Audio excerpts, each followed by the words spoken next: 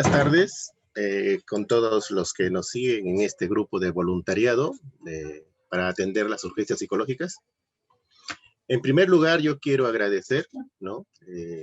La gran disposición que tuvieron los profesionales. En una primera etapa se hizo una convocatoria y nos acompañaron cerca de 180 profesionales y que con todo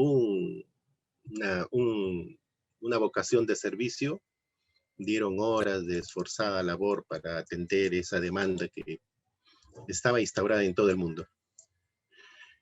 Ahora con este nuevo proceso de una segunda ola, se está haciendo una segunda convocatoria y tenemos ese mismo llamado, tenemos y esas mismas respuestas.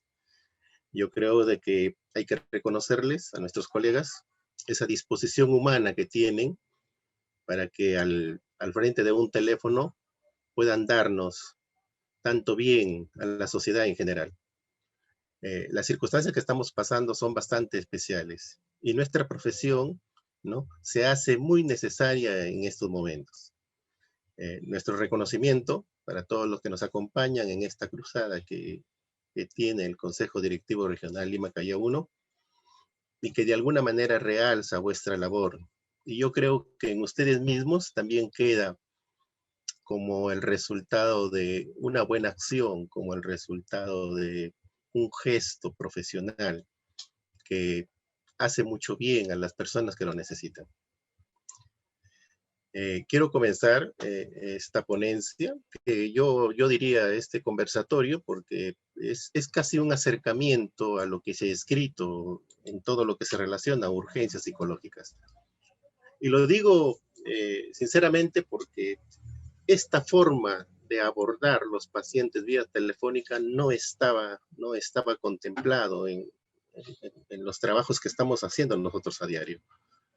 El mundo no estaba preparado para tener, ¿no?, para volcar todo ese trabajo que lo hacíamos en consultorio, para volcarlo vía telefónica. No estaba preparado.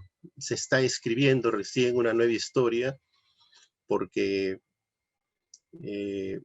todo lo que se relaciona con las urgencias psicológicas, ¿no?, o los primeros auxilios psicológicos, está generalmente orientado a eventos fortuitos, a eventos que de un momento a otro vuelcan toda una realidad. Lo que ha pasado en el mundo en general ha sido todo un proceso, ¿no?, que se ha ido agravando conforme pasaban los días, que se ha ido acomodando a una necesidad cada vez más apremiante conforme iban saliendo los signos. Y yo creo que nuestra profesión sí estuvo atento para un poco canalizar esa preocupación y darle una solución. Entonces, lo que tenemos escrito son las aproximaciones que se hacen, pero generalmente en emergencias, ¿no?, ante situaciones catastróficas, ¿no?, y vistas de un momento a otro, ¿no? Por eso es que vamos a verlo, ¿no?, inicialmente teóricamente y después cuál es la preocupación más inmediata de lo que nosotros nos puede llevar a la práctica. ¿Qué cosa es una urgencia psicológica? La urgencia psicológica se define como un conjunto de acciones, ¿no? Son unas medidas destinadas a atender de la manera más tempranamente a las personas que sufren un determinado evento negativo. Se hace presente la profesión, pero de una manera, ¿no?, inmediata, casi como un abordamiento de afrontamiento inicial ante las situaciones. Y estos eventos, ¿no?, necesariamente tienen que ser negativos porque impactan en nuestra psiquis, impactan en todo nuestro comportamiento. Entonces, eso viene a ser la urgencia, toda esa plataforma de acciones, todas esas medidas que se toman, ¿no?, para lo más inmediatamente posible atender a estas personas que lo sufren, ¿no? Es la ayuda que se otorga a las personas que sufren una experiencia negativa y acá se puede llamar una serie de eventos como una enfermedad, como una pérdida de objetal. Hay personas que han perdido seres queridos, hay personas que tienen la noticia en la provincia que alguien de la familia ya no está, ¿no? Un diagnóstico médico, ¿no? Cuando se enfrentan a una situación a veces dolorosa, ¿no? A veces decisiva en la vida, ¿no? O rupturas, ¿no? Emocionales, rupturas familiares, ¿no? O también situaciones angustiantes, ¿no? Eh, Eso es lo que se define lo más cercanamente posible a lo que se tenía antes de una pandemia. Lo que pasa es que la pandemia, ¿no? A nosotros se nos da un proceso que tiene un inicio y generalmente tiene una ascendencia en sus signos y genera toda una serie de malestar. Por eso le digo de que lo que estamos viendo ahora es casi una aproximación de lo que teníamos definido. Las urgencias psicológicas sí las tenían los pacientes.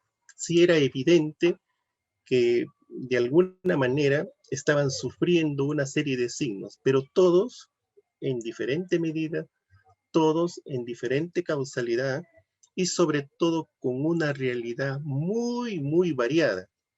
Por eso es que nuestro trabajo tiene que ir exactamente para definir cuáles son las situaciones más angustiantes y orientar todo nuestro esfuerzo para ayudarles a esas personas. ¿Qué fines tiene la atención en las urgencias psicológicas? ¿No? El principal fin que tiene esto es de aliviar el sufrimiento de las personas, ¿no?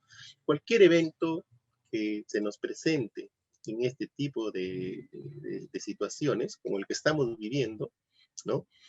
Genera un tipo de sufrimiento, ¿no? Nuestra sociedad se ha volcado a una serie de signos, ¿no? Como son dificultades en el sueño, niveles de ansiedad, pensamientos negativos, el sentirse agobiado o frustrado porque su labor, ¿no? Ha sido interrumpida, el sentirse un poco limitado porque el aspecto social no se da como lo tenían por costumbre hacer. O sea, todas esas situaciones le generan un sufrimiento emocional en la persona. Y esto le genera cambios que a veces no lo pueden controlar. Como son situaciones nuevas, como son bastante limitantes para poderlos canalizar, buscan la atención médica y nuestro principal fin es aliviar el sufrimiento emocional que tiene esta persona. El segundo fin de esta atención en las urgencias psicológicas es facilitar que se retome prontamente sus actividades. Eh, a pesar de que se puede hacer todos los esfuerzos, pero esto es una de las cosas más difíciles porque las personas han cambiado todo el sistema de vida, todo el sistema de actividad lo han cambiado, se han limitado a hacer determinadas actividades, incluso laboralmente ha cambiado ese ritmo de trabajo y recomendar que retomen sus propias actividades es una de las cosas más difíciles porque no lo va a conseguir plenamente. Entonces, el, aun cuando se mantenga como un fin, el que retome prontamente sus actividades, se nos hace difícil a nosotros como profesionales indicar esta situación, porque los cambios son tanto en casa, son en la familia y son ambientales. Entonces, se tiene que hacer un esfuerzo muy bien direccionado para que prontamente se recomiende retomar todas las actividades. Eh, si nosotros lo vemos como un fin, aquí sí tiene que ver mucho la disposición que tiene la persona afectada, porque a veces parten de patrones muy, muy disciplinados o muy rígidos, donde tenían un horario para levantarse, para viajar a su trabajo, para alternar con los colegas del trabajo y regresar a casa. Eso se repetía a diario y lo han repetido por muchos años que al sentirse un poco limitados en casa, trastorna todas sus respuestas emocionales. Y por eso digo yo de que un poco proyectándome puede ser una de las cosas difíciles que se restablezca prontamente esta situación, porque no le va a ser posible, puesto que tiene muchas limitaciones en el aspecto de su vida anterior. No puede canalizar las mismas actividades, no puede demostrar las mismas emociones, no puede compartir los mismos lazos sociales que lo tenía anteriormente de esta situación. Entonces, sí es una de las cosas difíciles, pero hay que observarlo como un fin, ¿no? Otro fin de estos auxilios psicológicos o de esta intervención psicológica es prevenir la gravedad de los trastornos que se presentan, ¿no? Y evitar la presencia o la aparición de otros que se pueden dar a posterioridad. ¿Ya?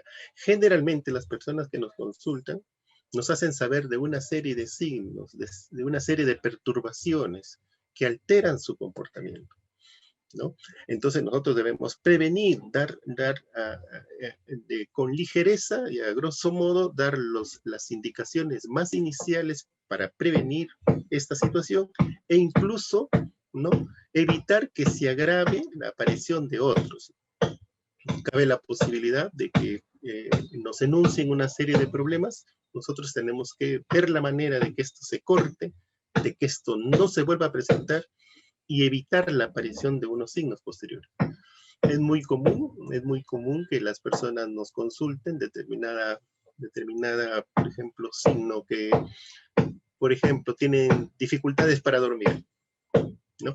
Pero asociado a eso, ¿no?, les genera una irritabilidad y esa irritabilidad les genera tener fricciones con la familia. Entonces, el solo hecho de prevenir que tengan un buen sueño, de que desarrollen un sueño sin interrupciones, les puede estar, ¿no?, influenciando positivamente para que no hagan irritabilidad y esa irritabilidad no les genere mayores acciones de repente mucho más dramáticas al interior del hogar. Entonces, este objetivo sí es importante. Por eso, quien hace, ¿no?, la labor de consultante tiene que ver inicialmente, ¿no?, principalmente el signo más notorio que le perturbe el comportamiento del consultado. Y a partir de allí, hacer una evaluación y comenzar, ¿no?, preveniendo todas las posibles lineamientos que originan este signo y evitando la gravedad de los posteriores signos que puedan presentarse. Esto sí hay que tenerlo muy en cuenta como un fin de este tratamiento o de este abordamiento en una urgencia psicológica. Y otro sería el contribuir al restablecimiento psicológico. Generalmente las personas nos relatan los hechos dramáticos que tienen ahora, que les afecta ahora, ¿no? Pero esos han tenido un proceso ascendente, ¿no? Hoy día tengo dificultades en el sueño y no puedo dormir, pero hace 2 meses dormía muy bien. Entonces, nuestra intención va a ser restablecer, ¿no?, todas las posibilidades para que esta persona consultante retome todas las acciones que se daban en aquel momento para que él pueda recuperar de repente este signo que ahora se le hace un perturbador. Contribuir al restablecimiento significa dar las orientaciones más inmediatas, ¿no?, inspirarse para ir al meollo del problema general en sí, ¿no?, y dar las recomendaciones más cercanas para que pueda restablecerse lo que anteriormente lo tenía como un equilibrio, como una conducta sana. Los primeros auxilios psicológicos, ¿no?, que viene a ser todo el acercamiento profesional, ¿no?, como una ayuda inmediata, pero en el aspecto psicológico, lo podemos definir como una intervención inicial y es el primer contacto que se tiene con las personas, ¿no?, cuyo objetivo es mitigar los efectos y consecuencias de la situación y a la vez proporcionarle los recursos básicos para que no empeore. Quiere decir que esta intervención inicial, ¿no?, esta intervención inicial es básica, porque la persona consultante busca al profesional, llama al profesional, ¿no?, busca un primer contacto, ¿no?, y nuestro interés debe estar orientado a mitigar los efectos y las consecuencias de estos principales signos.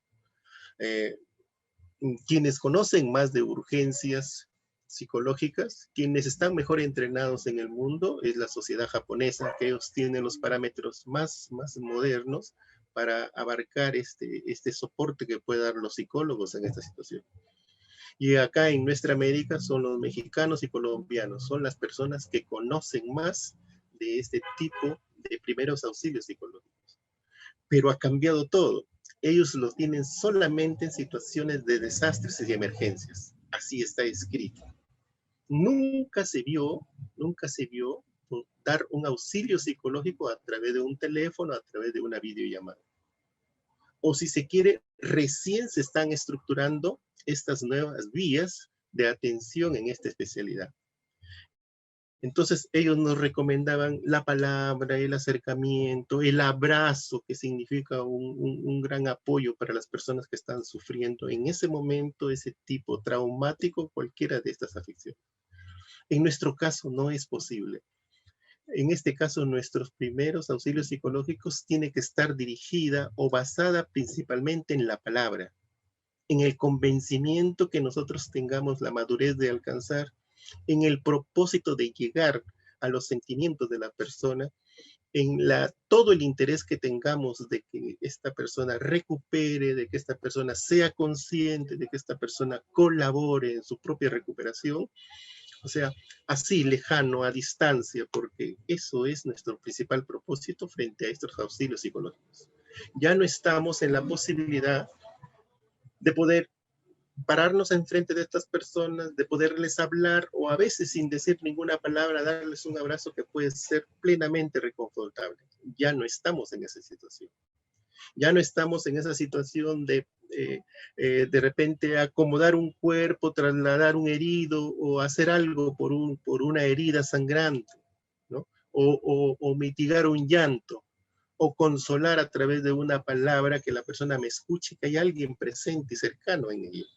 No estamos en eso. Nosotros estamos en un hilo telefónico, estamos en una imagen y vamos a ensayar, nos vamos a aproximar, a hacer presencia en nuestra profesión con la motivación, con ponerlo en nuestra realidad, con la posibilidad de que seamos escuchados y con el convencimiento de que cualquier palabra, cualquier motivación que demos va a ser en beneficio de estas personas.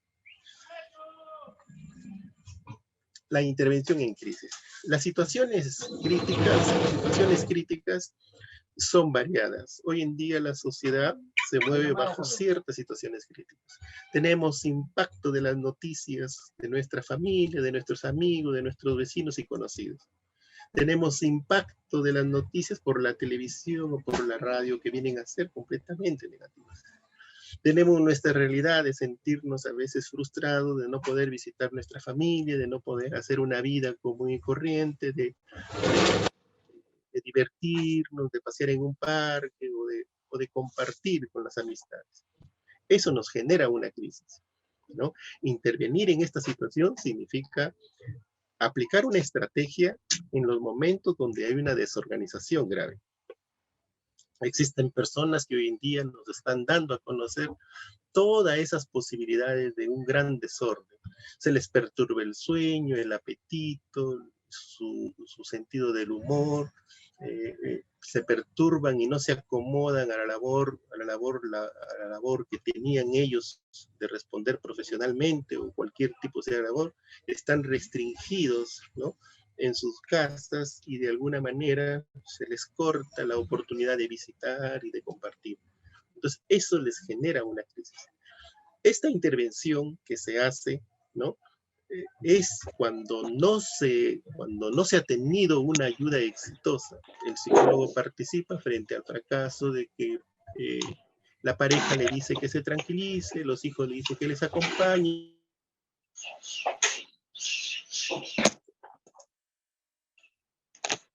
Estábamos conversando acerca de lo que era la intervención en crisis, ¿no? Generalmente les estaba diciendo de que el profesional se hace presente cuando la ayuda de la familia ya no es suficiente. Generalmente la pareja nos dice, ya cálmate, ya esto va a pasar, o la familia cercana nos dice, ya esto no va a durar siempre, ya vas a tener la oportunidad de salir, y todas estas personas responden de alguna manera negativamente. Pero cuando ya no es posible, que estas respuestas sean la respuesta más conveniente al interior del hogar, es cuando se hace una crisis, ¿no? La gente se desespera, le vienen los pensamientos negativos, los niveles de ansiedad se disparan hacia arriba, y hay una gran inestabilidad emocional. Entonces, allí precisamente es cuando se hace la consulta. Y nuestra finalidad en este propósito de dar un auxilio psicológico es que conviene influir en el funcionamiento psicológico y aliviar el impacto de situación, producto de las situaciones estresantes, ¿no? Entonces, es conveniente que quien tiene la labor de consultante se esfuerce en que el impacto de todas estas situaciones que a veces se dan en serie, tiene que ser bien identificadas por el profesional, para de alguna manera identificar la situación estresante y a partir de ahí afrontarla. Un ejemplo, a veces al interior de la familia, las horas que pasaban las parejas a veces eran escasas, incluso había hasta queja de que poco se veían o poco conversaban. Las oportunidades últimas que hemos tenido es de mayores horas de convivencia. Entonces, esta situación de alguna manera desestabiliza emocionalmente. En algunas personas les resultó favorable. Créame lo que así lo han reportado. Tenemos mayores horas para conversar, para compartir, para ver televisión juntos, pero eso fueron las primeras semanas o meses. No así los siguientes meses. Entonces, allí es cuando genera una situación a veces estresante. La convivencia, aún en pareja, es bastante complicada y nosotros lo sabemos, ¿no? Cuando teníamos hábitos de compartir nuestros horarios, de compartir nuestros espacios, de repetir, ¿no? En nuestro ambiente de trabajo, en nuestro grupo de amistades, de repetir lo que nosotros éramos esencialmente y habíamos construido a lo largo del tiempo, pues ahora se siente perturbada. Entonces, allí sí el psicólogo debe de ser muy agudo en poder decir de dónde está el signo propiamente que apremia o confunde o preocupa al paciente y alrededor de ello tratar de mitigar las otras cosas y poder afrontar la situación. Entonces sí es importante, como le repito, la buena identificación del signo más apremiante, del signo más grave, y a partir de allí comenzar a bajar en dar una buena orientación profesional. Cuando se escribió, ¿no?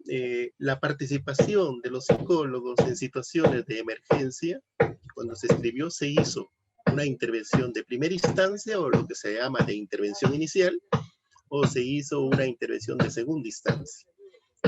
La intervención de primera instancia se define como dar los primeros auxilios psicológicos y restablecer el enfrentamiento ante determinadas crisis. La misión que tiene un psicólogo cuando interviene inicialmente, ¿no? Consiste primero en dar los primeros auxilios psicológicos. Solamente las personas, al ser escuchadas, ya ellos toman en cuenta que están frente a un profesional.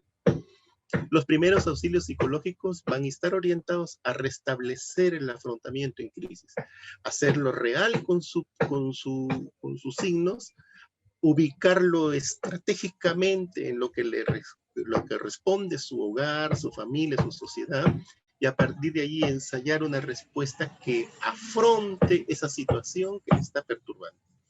Esa es nuestra primera intención.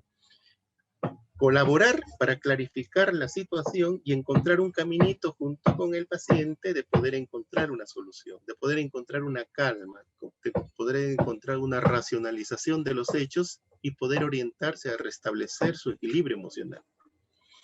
La intervención en segunda instancia, que generalmente consiste en brindar ya todo un soporte psicoterapéutico, es una cosa mucho más compleja y de la cual nosotros no vamos a echar mano de esto, ¿no? Es una ayuda que se da, pero ya nosotros teniendo como base una estructura psicoterapéutica, todo un soporte de lo cual corresponde una determinada escuela, una determinada técnica o modalidad para brindarle al paciente.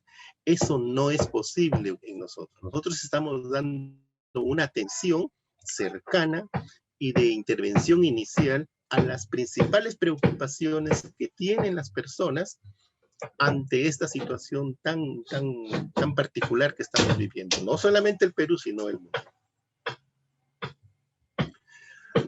Yo he anotado acá unas premisas para tomar en cuenta. Yo creo que nos puede servir un poquito porque como le repito, esta comunicación cercana entre el paciente con todo el dolor y la preocupación que le reúne y nosotros con toda nuestra disposición de ayuda, vale la pena tomarlo en cuenta. En primer lugar, he dicho de que el consultante sienta que es escuchado y sentido en toda la extensión de la palabra. Si nosotros estamos entrenados para hacer una entrevista con la presencia de familia, con la presencia de pacientes en situaciones bastante demandantes, si nosotros estamos orientados para generar calma, para generar equilibrio y oportunidad en la manifestación de los conflictos de las personas, ahora solamente tenemos un teléfono o tenemos una imagen que debemos demostrar que el paciente es escuchado, pero es escuchado con dedicación, es escuchado con mucha atención, ¿no? Y ahí sí voy a invocar de que todas las personas, ¿no? Al interior de la atención que van a dar, de repente se afiancen de un espacio donde ellos puedan tener la privacidad, ¿no? De no ser perturbado por ruidos extraños, porque incluso las primeras formaciones de la entrevista en general dice que tiene que ser un ambiente que no tenga los estímulos perturbadores de ruido o visuales. En esta cosa, porque el paciente necesita ser escuchado, yo creo que tiene que reunir las condiciones de silencio para que él sienta ser escuchado. Y sentido en toda la extensión. Si ustedes le prestan atención, si ustedes son vigilantes, ¿no? De ver una imagen o de escuchar todo un sentimiento propio de las personas que nos está relatando, ellos se van a dar perfectamente cuenta de eso. Nosotros estamos entrenados para en consultorio darnos cuenta de todas las cositas que trae el paciente y que nos da una idea general, pero ya tenemos una idea de eso. Nosotros, con nuestra profesión, aún con el oído, podemos nosotros por el fraseado, por la terminología, por el interés de transmitir la sensación emocional de las palabras, o por decirlo de repente de manera repetitiva las cosas que le angustian, nosotros ya nos tenemos que dar cuenta de todas las posibles afecciones que pueda tener esta persona. Entonces tenemos que demostrar que le estamos escuchando bien y que le estamos sintiendo bien lo que él nos transmite. Otra de las cosas podría ser el darse un diálogo donde fluya la comunicación sincera e íntima. No olvidemos que en nuestra profesión, ¿no? La relación es confidencial y muy personalizada.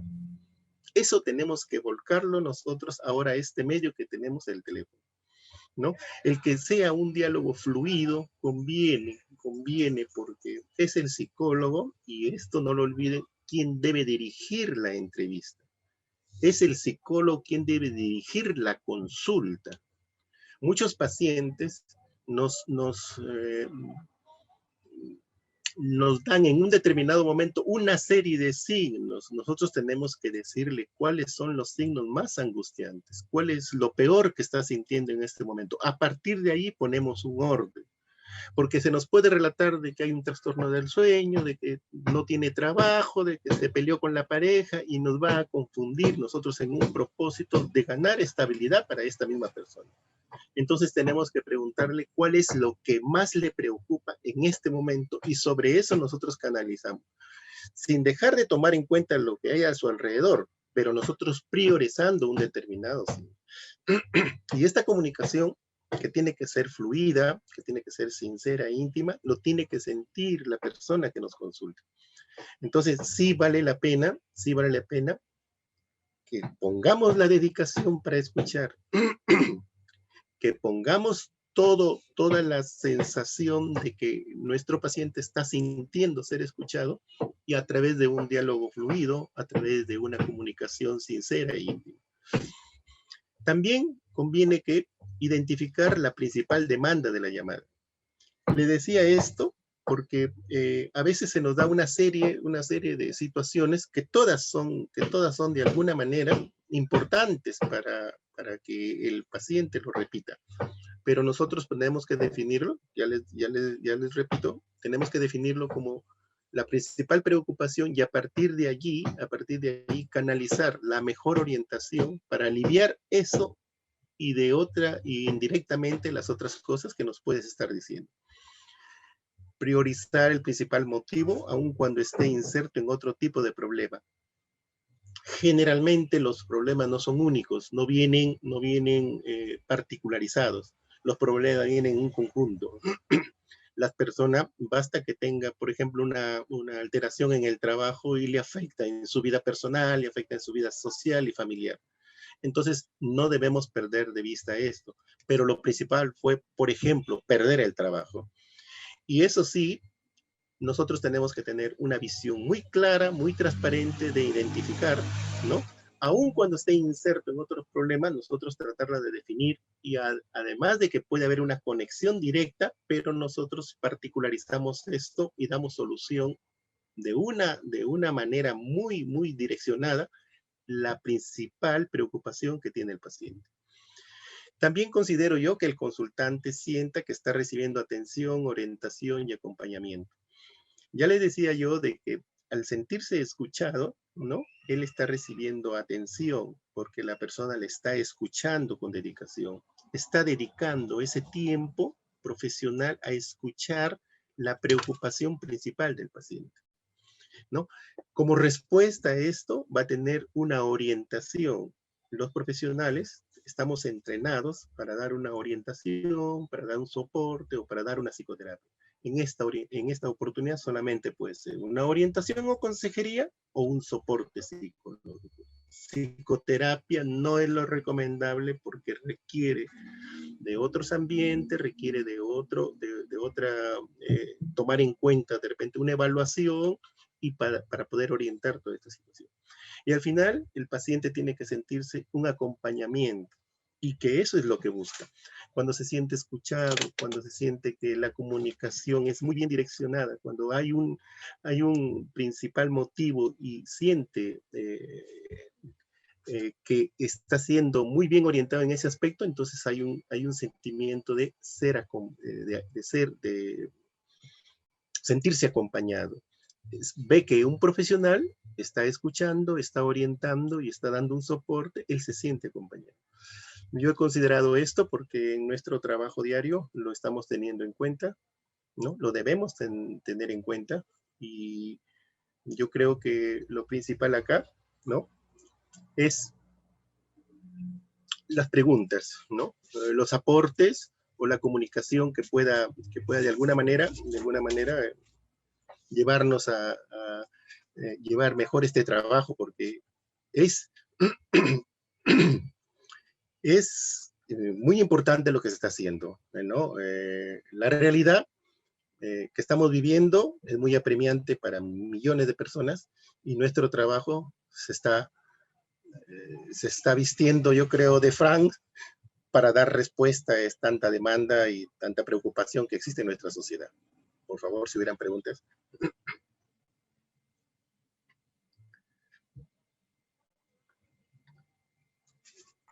Sí, doctor, tiene algunas preguntas en el chat. No sé si los puede ver por ahí o desea que se los lea. No lo puedo manejar esto. A ver si me lo transmites tú, por favor. Ok, doctor. A ver, pueden poner sus preguntas en el chat para que el doctor pueda contestar. También nos muestran la preocupación de si va a poder compartir con ellos las diapositivas. Estamos esperando también las diapositivas del doctor David, que todavía nos las manda. Quizás, doctor, pueda compartirlo en el grupo de WhatsApp para ellos. Sí, de todas maneras, la voy a poner. ¿Eh? Ok, estamos esperando algunas preguntas en el chat. Buenas tardes, disculpe, ¿podría hacer una...? Claro, por favor, Sí, adelante. sí. Lo que pasa es que estuve conversando con un familiar acerca de las líneas de ayuda que estamos haciendo y me pareció interesante lo que interpretó. Me dijo, quizás no es tan gratuito porque hay personas que cuando llamen van a tener que gastar sus minutos de llamadas. Hay personas que no tienen y justamente son ellos los que están pasando más crisis. Y me decía, ¿qué posibilidad existe de que el Colegio de Psicólogos genere una línea gratuita para que la persona en cualquier momento, desde cualquier número, pudiera hacer una llamada sin tener que gastar? Hablamos de personas en crisis, obviamente no nosotros que tenemos de repente una línea que podemos utilizarla todo el tiempo, no, alguien, no sé, recogida en familiar, no sé hasta qué punto sea conveniente trasladarla, ¿no? Ya, lo que pasa es de que para dar facilidades en esta atención del voluntariado, se ha puesto una serie de teléfonos, ¿no? Porque son muchas las consultas que se están dando. Imagínese usted si ponemos un número gratuito, va a tener una gran congestión en este aspecto. No lo habíamos contemplado, no lo habíamos contemplado, soy sincero en decir, no ha habido un acuerdo para poner una línea gratuita, pero de alguna manera ya nos anticipamos de que puede ser un número 1 o 2 muy congestionado, porque las consultas son por cientos en el día. Entonces, aun cuando sería un servicio muy útil, hasta el momento no tenemos respuesta, pero lo vamos a tomar en consideración y yo creo que puede ser una preocupación en nuestra próxima reunión de consejo. Gracias. Pero Gracias. yo quisiera también añadir a esto, disculpe, que se me ha ocurrido, por ejemplo, quienes tengamos de repente un postpago, que tengamos línea gratuita, abierta, podemos llamar a cualquiera. Si la persona nos llama, decirle si no puedes continuar la llamada, yo te puedo devolver la llamada, ¿no? O sea, sugerir esto, ¿no? Para aquellos que de repente puedan tener esa posibilidad de devolver la llamada en vez de utilizar la llamada de la persona, ¿no? Es una sugerencia. Me parece muy bien porque Doctor, segundo, tenemos tantas consultas en el chat. ¿Nos escucha, doctor? Ya, correcto. Sí, pero termino de responder esto. Me parece muy bien porque a ese gran gesto de vocación, de servicio que están demostrando todos los voluntariados, tanto de la primera etapa como de esta segunda, además de la vocación de servicio, hay algunos que tienen, creo, un grado de alta generosidad. Si ustedes pueden llamar, si ustedes pueden devolver una llamada, yo creo que estaría redondeando todo un servicio que en este momento es uno de los más deseados, más necesitados. Sí, te escucho para cualquier otra consulta. Sí, doctor. Nos indica Susan Torres si solo se puede acompañar psicológicamente una sola vez al momento que llaman o se puede acompañar semanalmente. ¿Cómo sería la frecuencia de atención? ¿Una vez a la semana o se podría agendar citas? Ya, la persona consultante tiene un peso en toda la preocupación que tiene. Nosotros nos damos cuenta cuando, de acuerdo a la naturaleza del problema, nosotros vemos cuánto puede ser la frecuencia. Yo creo que estas llamadas no pueden sobrepasar cinco llamadas, no pueden sobrepasar, porque no estamos en unas condiciones de poder hacer un seguimiento, de poder hacer una continuidad en el apoyo que estamos dando. Pero sí, no hay que decirle, no hay que dar una cita, por ejemplo, usted tiene una cita para la próxima semana o una cita en 2 semanas. No conviene, porque eso nació de una voluntad del paciente hacia el profesional. Pero sí la invitación de que va a ser permanentemente escuchada, de que hay una serie de listas, pero si vuelve a llamar a este mismo número, será atendido de todas maneras. Entonces, con una cordialidad y con unas palabras muy sencillas, uno se puede estar comprometiendo en 3 o 4 oportunidades para hacer un apoyo continuo, pero no pasar más allá de 5 llamadas, por ejemplo. Y otra cosa, aprovecho la oportunidad que las llamadas tienen que ser cortas, aun cuando el paciente nos tenga que explicar un montón de situaciones que para él pueden ser muy importantes. Nosotros tenemos que tener la facilidad de poder identificar lo más apremiante para darle una orientación a lo que más le preocupa en ese momento. Esas llamadas no deben de pasar, deben estar entre 10 y 15 minutos nada más, ¿no? No estamos en la consulta común y corriente que podemos dedicar 25 o 40 minutos como es en consultorio. No, estamos con una llamada telefónica. Gracias, Doctor, nos preguntan también cómo actuar y con quién contactarnos cuando hay alteraciones de personalidad. Ya, Las alteraciones de personalidad son muy frecuentes, pero como una respuesta de la reunión de signos que se dan, ¿no? A veces hay pacientes que consultan cuando ya tienen un diagnóstico previo. Bueno, en estas situaciones sí se les agravó los signos, ¿no? Llamar a alguien con trastornos de personalidad es porque generalmente en el transcurso de años ha acumulado ciertos signos que ha generado un diagnóstico de trastorno de personalidad. Lo que pasa es de que cuando se hace la llamada, se ve ahí incrementado, se ve ahí la presencia de ese trastorno de personalidad. Cuando sucede eso, ¿no? Son pacientes que ya tienen un historial, ¿no? O psicológico o psiquiátrico. Allí lo recomendable es de que hagan la llamada hacia el profesional, al profesional que los conoce o al servicio que ellos han tenido por usual consultar. Entonces, no nos vamos nosotros a preocupar de querer tratar de querer restaurar todos esos trastornos de personalidad, porque son trastornos de personalidad. Y el trastorno de personalidad tiene una variación de estructura, o sea que no va a soportar los 15 minutos, así se repita 10 veces, no. Trastorno personal requiere una terapia mucho más cercana. Entonces, ahí sí ser claros, de decir que consulte a su profesional ya conocido o que retome las consultas o el seguimiento de la especialidad que la persona consulta. Doctor, buenas tardes. Sí. Buenas tardes. Yo tuve un caso de un paciente, doctor, que me hizo una llamada. No era tan paciente, era un compañero de trabajo. Lo que pasa es que él estaba en ese momento con COVID y no podía respirar. Y me indica de que en la noche no podía dormir, como que le pasaba un tren por la cabeza y se sentía muy ansioso. Entonces yo le pregunté quién le está atendiendo y en dónde está. Me dijo que estaba en su domicilio, le atendía a una persona de 17 años, su hijo, y una persona de 90 años que era su mamá, y se sentía desesperado. Entonces en ese momento, como dice la colega, no tenía saldo para hacer una llamada a un familiar adulto. Entonces yo le dije, páseme en este momento con tranquilidad el teléfono de un familiar, por favor, de 2 familiares para poder yo atender. Y es así, doctor, me pasó 2 teléfonos, la primera no me contestó, en la segunda sí me contestó.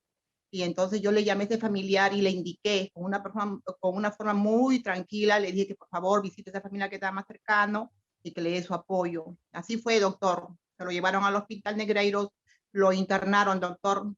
Al siguiente día tuve que llamar para ver cómo estaba y había fallecido, doctor. Es cierto, muchas personas no tienen saldo, doctor, y es cierto. Actualmente yo en la mañana hice una llamada al colegio de psicólogos porque yo trabajo en penales y hay personas, los familiares de los internos que están dentro, doctor, no tienen a veces la economía para sus saldos, ¿no?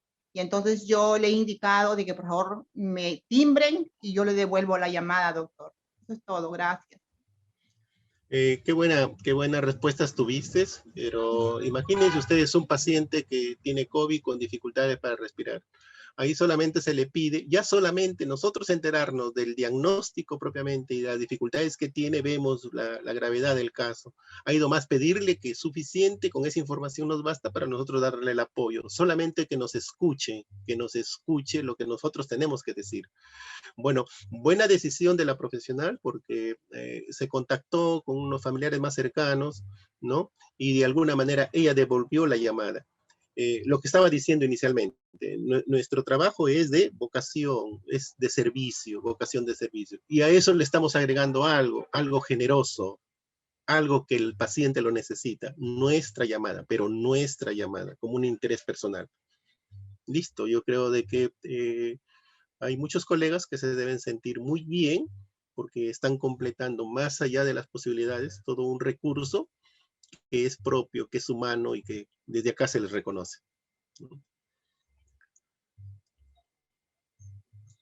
Si hubiera otra pregunta, por favor.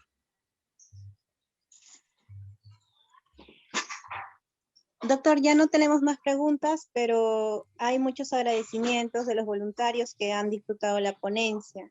Quisiera dar unas últimas palabras para dar por culminada su capacitación, por favor. Yo quisiera pedir una última Una pregunta. Bueno, Adelante, adelante. okay. Sí, es acerca de los días de atención. ¿Es de lunes a viernes o de lunes a domingo las atenciones? Que vamos Está a bien tener? claro en el correo que les pasaron, ¿no? Yo creo que no van a atender los fines de semana, creo, pero está bien claro allí. Por favor, con mucha dedicación, respeten los horarios y los días, porque hay pacientes que a veces, pasados los horarios muy noche, 10, 11 de la noche, a veces han habido llamadas 1 de la mañana, o a veces unos días de descanso, un domingo, por ejemplo, donde no está bien estipulado o no está trabajando el voluntariado, entran las llamadas. Entonces, hay unas indicaciones allí en los horarios y quiero que eso se respete para tener un orden. Y también el voluntario para que dosifique su esfuerzo, dosifique sus tareas, de poder alcanzar de la mejor manera un servicio. Yo creo que a nadie le agradaría que le perturben a la 1 de la mañana para orientar de repente una urgencia psicológica. No es bueno de que eso se prolifere, por ejemplo. Entonces, bueno, con este último alcance yo agradezco a todo el grupo de voluntarios que ahora ya es una unidad, los que nos acompañaron en una primera instancia y los que se suman con este segundo compromiso. Yo creo que les aliento a que demostremos que nuestro trabajo, nuestra palabra, nuestra profesión está haciendo mucho beneficio a quienes nos consultan. Les agradecemos y les reconocemos esta gran dedicación, ¿no? Y estoy seguro de que nuestra profesión va a ser una de las que está presente en esta situación. Quienes conocen de emergencias, quienes conocen de estas urgencias, opinan de que entre esta situación es el médico y el psicólogo quienes son los primeros, los de atención inicial que deben estar. Son los que conocen esto, sí, porque cualquier compromiso, incluso de nuestra estructura, de nuestro cuerpo, cualquier compromiso tiene un componente emocional. Y para eso está el psicólogo. La profesión que tenemos, la profesión que abrazamos nosotros, la proyectamos y la hacemos sentir en nuestra sociedad. Y yo creo que nuestra palabra, nuestra vocación de servicio está haciendo mucho beneficio y esperamos más todavía. Nuevamente, nuestro agradecimiento para todos y todas las colegas que de una manera, con un desprendimiento único, están volcando sus horas de trabajo, están orientando de la mejor manera, y algunos y algunas, con algunos gestos de generosidad, están causando mucho beneficio en nuestra población. Les agradezco y que tengan buenas tardes. Muchas gracias, doctor Segundo, por su ponencia y agradecemos también a todos los voluntarios que están dando un poco de su tiempo para poder apoyar a cientos, miles de personas, por así decirlo, ¿no? Les recordamos que el día lunes tenemos una nueva capacitación con el doctor Manuel Castillo Chota, que nos va a acompañar el día lunes, y cualquier alcance se va a estar haciendo a través de nuestro WhatsApp grupal. Por el momento están desactivados los comentarios para que no se pierdan nuestros anuncios, ¿no? Que estamos haciendo todos los días, pero ya a partir de la otra semana van a poder compartir por ahí experiencias. Muchísimas gracias con todos. Muchísimas gracias, doctor. Doctor, hasta luego. Hasta luego.